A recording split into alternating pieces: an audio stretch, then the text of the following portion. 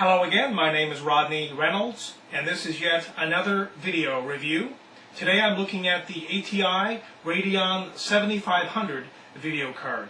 This is the product, the ATI Radeon 7500. This is the box.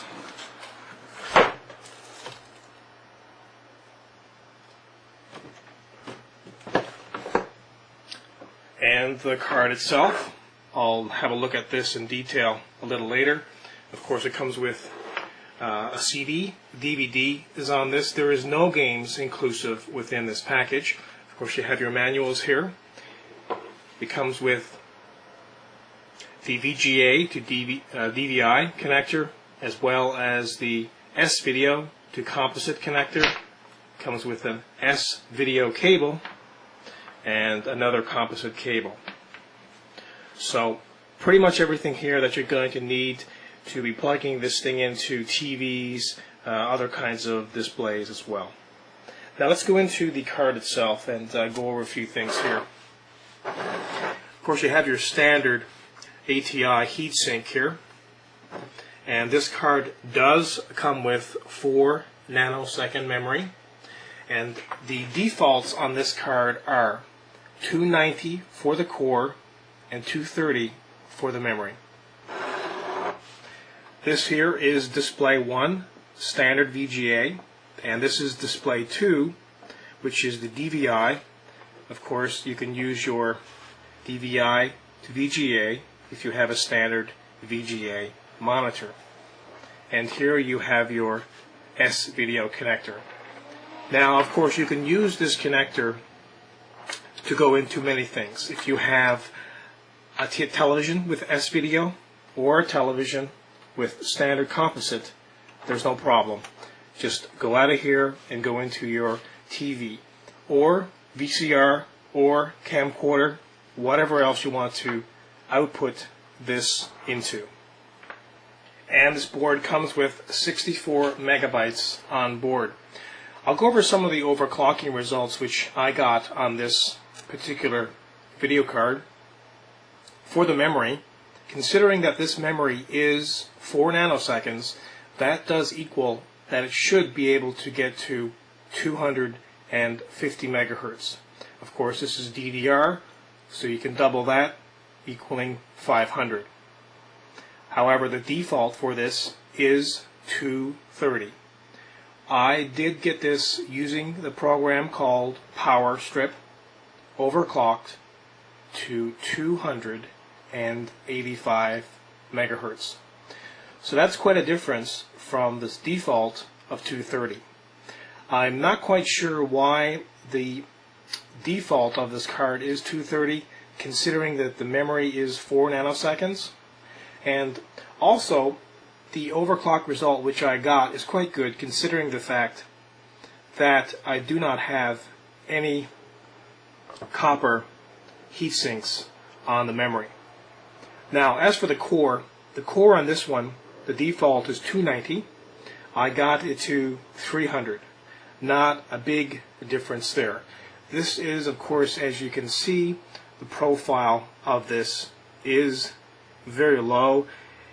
If you were to maybe put a mini blue orb on this or something else a little bit more powerful in the sense of cooling, then you might be able to get it a little higher. I did not try that. However, you might be able to get it to maybe 310, 315. ATI as well has got a lot of new technology into this card. I'll go over some of the features of it at the end of this review. However, I will be looking at, in somewhat detail, the Hydra Vision system. Now, this is basically dual monitor support. So you can use 2 monitors with this one card, and you can stretch the screens over between one to the other. I'll show you that now. This is one of the features of this ATI Radeon 7500 video card. It's called Hydra Vision. And basically what it does is it extends your desktop over 2 monitors. Now, this is extremely functional because you could have, let's say you have a TV tuner in your computer. You could have a TV running on one screen and do your browsing or games on the other screen. Or you could have stock, if you're into stocks, monitoring stocks.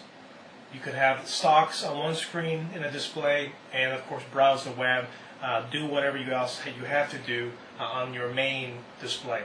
And I'll just show you this here now, and all this can be adjusted in the display properties, of course. And you select options in here to basically tell the system which is number one as a number one display and number two display, and doing so will give you the option then to drag which one's the left or the right and so on and so forth. So I'll just show you here. I'll just drag, for instance, this browser halfway between the two. And you can see here that it's evenly split in half. And of course, if you want this one over here, you can pull this over here, or if you wanted this one over here and the display properties as an example over here, you could do that as well. So it all depends on which screen you want to use as your main or as your secondary, or use both. Very functional. I myself, when I'm doing a lot of graphic design and I have maybe 10 or 15 programs I'll open at once, it's very difficult to try and task them all on the bar below. You kind of want some things open and stay open all at the same time. So it's very functional that way, certainly. This is an excellent feature that ATI has included. The Hydra Vision technology has gotten much better. This is 100% stable. I haven't found any glitches in this setup at all. Opening programs, opening games, it doesn't matter. It's really, really rock solid in this. As for gaming in this card, I will be saving the gaming video for my next video review, which will be on Radeon 8500. But I will be going through some of the results I did get with in-game play on this video card. 3D Mark 2000, I got a result of 8500. 3D Mark 2001, I got a result of 4500. In Quake 3 Arena at 1024 by 768, I got a result of 105 frames per second. And in Quake 3 Arena at max settings at 1280 by 1024, I got a result of 70 frames per second. So not too shabby there when it comes to gaming in Quake 3 Arena. I would compare this video card in the gaming realm between a GeForce 2 and a GeForce 3. It's kind of middle of the road between those two. The Hydra Vision technology, the dual monitor support, is great. I love this. This is something that is so functional for myself. However, of course, you have to have two monitors to be able to use this kind of technology, so there is some expense there. But if you're into having a lot of windows open, or if you want to have a lot of windows open, or if you want to monitor something on one screen all the time, then this is an excellent solution and a very affordable solution. Again, ATI's 2D is fantastic. It is, in my opinion, the 2D on this is a little bit sharper than the GeForce 3s that I have reviewed in the past, but just a little. Again, of course, ATI's 2D support is one of the best in the industry. Now, there are a few issues with this card, and I hope that they are all driver related. I believe that the drivers are not quite yet mature. I'll just go over a few examples. The anti-aliasing in this card, the AA, is a little bit off in some games, so you get some screen artifacts happening, and you really can't use it above 1024 by 768. It just will not work. Also, at some of the games I did play, as an example, Alien vs. Predators, the multiplayer, the new one that was just released yesterday, I believe. That one does, when I'm in-game playing, going back to change the video, coming back into the game, it boots me out and gives me a blue screen. So I think that ATI has to do some work on their driver support. But overall, again, this is a fantastic card, middle of the road between GeForce 2 and GeForce 3. Great card, very affordable.